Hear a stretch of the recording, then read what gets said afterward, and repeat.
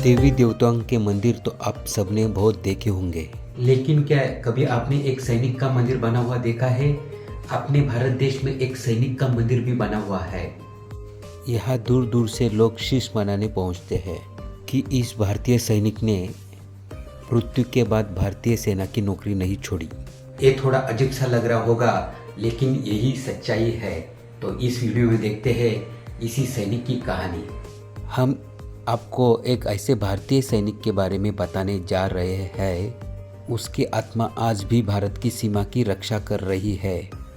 वैसे उनकी मृत्यु 1968 में ही हो गई थी, फिर भी वे भारत और चीन के बॉर्डर पर पहरा देते हैं।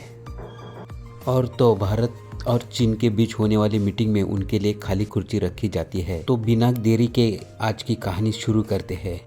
हरभजन सिंह का जन्म 30 अगस्त 1946 में पंजाब, वर्तमान में पाकिस्तान के सदराना गांव में हुआ था। भारतीय सेना के पंजाब रेजिमेंट में 1964 में सिपाही के रूप में उनकी भर्ती हुई थी। साल 1968 में उनकी ड्यूटी पंजाब रेजिमेंट के साथ सिक्किम में थी। 4 अक्टूबर 1968 की बात है, जब खच्चरों का काफिला ले जाते समय नाथुला पास ज़मीन पर उनका पाय फिसल गया और घाटी में गिरने से उनकी मृत्यु हो गई। पानी का तेज बहाव हरभजन सिंह के शरीर को दूर लेके गया।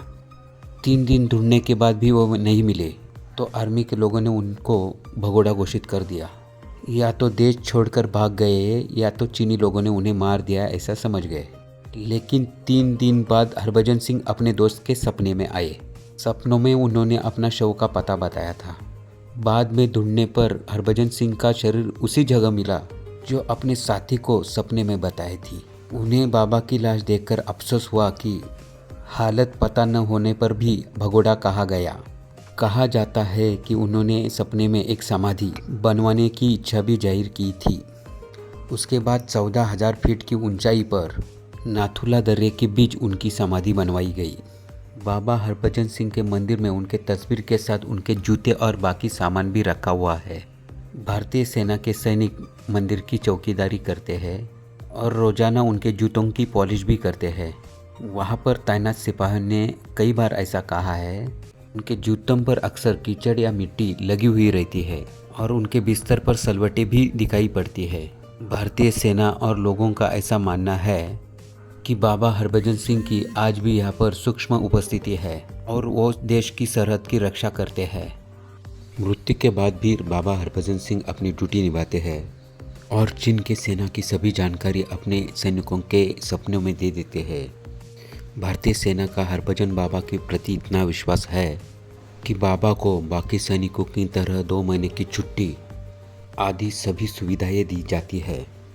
हालांकि अब बाबा हरभजन सिंह रिटायर्ड हो चुके हैं। उनकी छुट्टी के दरमियान उनको घर जाने के लिए ट्रेन की टिकट बुक की जाती है और स्थानीय लोग उनका सामान लेकर रेलवे स्टेशन तक छोड़ने भी जाते हैं। नाथुला में भारत और चीन के बीच जब फ्लैग मीटिंग होती है तब चीनी सेना बाबा हरभजन के लिए एक अलग सी कुर्सी भी रखती है। बाबा हरभजन सिंह का मंदिर भक्तों के लिए एक प्रमुख धार्मिक स्थल है। यहाँ पर आने वाले लोग अपनी मनोकामना पूरा करने के लिए प्रार्थना करते हैं और बाबा हरभजन सिंह को श्रद्धांजलि देते हैं। हर साल 4 अक्टूबर पर उनकी पुण्यतिथि पर मंदिर में खास कार्यक्रम होते हैं। ये दिन उनकी याद में विशेष रूप से मनाया जाता है। सिक्किम के लोग और वहाँ पर तैनात सैनिकों से सवाल पूछोगे तो वो कहेंगे ऐसे पिछले 48 साल से हो रहा है। उन सब का मानना है कि पंजाब रेजिमेंट के जवान हरभजन सिंह की आत्मा पिछले 48 साल से चीन की सीमा की रक्षा कर रही है। सैनिकों का मानना है कि हरभजन सिंह की आत्मा चीन की ओर से होने वाली खतरे के बारे में पहले से उनको बता देती है। सरहद पर बाबा हरभजन सिंह के उपस्थिति का सैनिकों का पूरा विश्वास है। साथ ही चीन के सैनिकों को भी इस पर पूरा विश्वास है और डरते हैं कि बाबा बॉर्डर पर तैनात है। उन्होंने भी बाबा हरभजन सिंह को बॉर्डर पर गश्त करते हुए घोड़े पर सवार होकर देखा है। बाबा हरभजन सिंह अपने मृत्यु के बाद भी लगातार ड्यूटी देते रहे हैं। इसके लिए उनको पूरी तनख्वाह भी दी जाती है, उनका प्रमोशन भी की जाती है। यहाँ तक कि रिटायर्ड के पहले उनको 2 महीने के लिए छुट्टियों पर भी भेजा जाता था। इसके लिए ट्रेन में सीट रिजर्व की जाती थी। 3 सैनिकों के साथ उनका सब सामान गांव में भेजा जाता था। 2 महीने पूरे होने के बाद वापस सिक्किम लाया जाता था। जिन 2 महीने बाबा छुट्टी पर रहते थे, उस दरमियान बॉर्डर पूरा हाई अलर्ट रहता था, क्योंकि उस वक्त सैनिकों को बाबा की मदद नहीं मिल पाती थी। जब किसी सैनिक के बारे में कोई अनहोनी होने वाली होती है तो बाबा हरभजन सिंह पहले उसके सपने में आकर बता देते थे और सावधान कर देते थे। अगर किसी ने सपनों को नज़रअंदाज कर दिया तो परिणाम भी भुगतना पड़ता था।